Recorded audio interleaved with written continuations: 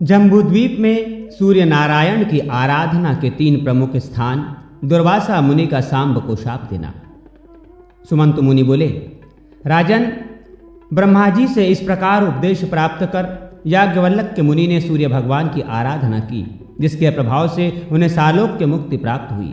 अतः भगवान सूर्य की उपासना करके आप भी उस देव दुर्लभ मोक्ष को प्राप्त कर सकेंगे। राजा शतानिक ने पूछा, मुने, जम्बूद्वीप में भगवान सूर्य देव का आदि स्थान कहाँ है, जहां विधि पूर्वक आराधना करने से शीघ्र ही मनोवांछित फल की प्राप्ति हो सके? सुमंत मुनि ने कहा, राजन, इस जम्बूद्वीप में भगवान सूर्य नारायण के मुख्य 3 स्थान हैं। प्रथम इंद्रवन है, दूसरा मुंडीर तथा तीसरा तीनों लोकों में प्रसिद्ध कालप्रिय कालपी नामक स्थान है। इस द्वीप में इन तीनों के अतिरिक्त एक अन्य स्थान भी ब्रह्मा जी ने बतलाया है, जो चंद्रभागा नदी के तट पर अवस्थित है, जिसको सांबपुर भी कहा जाता है।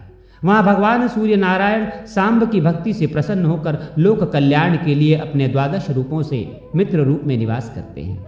जो भक्ति पूर्वक उनका पूजन करता है उसको वे स्वीकार करते हैं।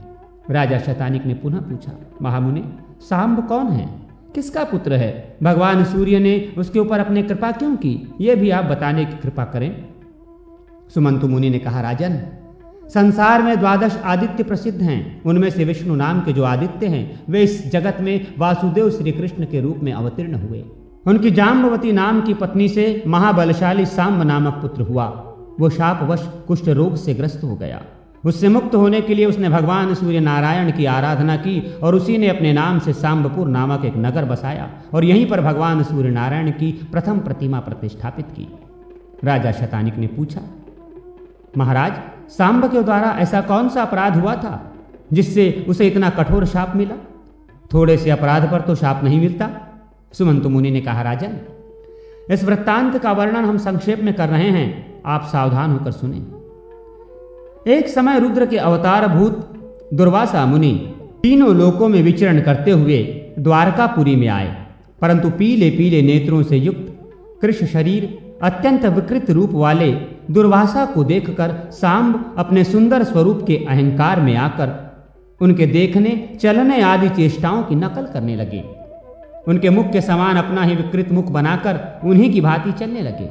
ये देखकर और सांब को रूप और यौवन का अत्यंत अभिमान है, ये समझकर दुर्वासा मुनि को अत्यधिक क्रोध हो आया। वे क्रोध से कांपते हुए ये कह उठे, सांब, मुझे कुरूप और अपने को अति रूप संपन्न मानकर तूने मेरा परिहास किया है। जा, तू शीघ्र ही कुष्ठ रोग से ग्रस्त हो जाएगा। ऐसे ही एक बार पुनः परिहास किए जाने के कारण दुर्वासा मुनि को फिर शाप देना पड़ा और उसी शाप के फलस्वरूप सांब से लोहे का एक मुसल उत्पन्न हुआ, जो समस्त यदुवंशियों के विनाश का कारण बना। अतः देवता, गुरु और ब्राह्मण आदि की अवज्ञा बुद्धिमान पुरुष को कभी नहीं करनी चाहिए। इन लोगों के समक्ष सदैव विनम्र ही बना रहना चाहिए और सदा मधुरवाणी ही बोलनी चाहिए। राजन, ब्रह्मा जी ने भगवान शिव के समक्ष जो 2 श्लोक पढ़े थे, क्या उनको आपने सुना नहीं है?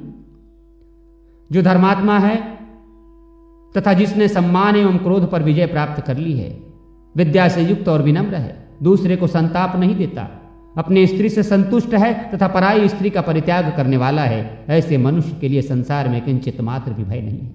पुरुष को चंद्रमा, जल, चंदन और शीतल छाया वैसा आनंदित नहीं कर पाते जैसा आनंद उसे हितकारी मधुर वाणी सुनने में प्राप्त होता है। राजन, इस प्रकार दुर्वासा मुनि के शाप से सांब को कुष्ठ रोग हुआ था।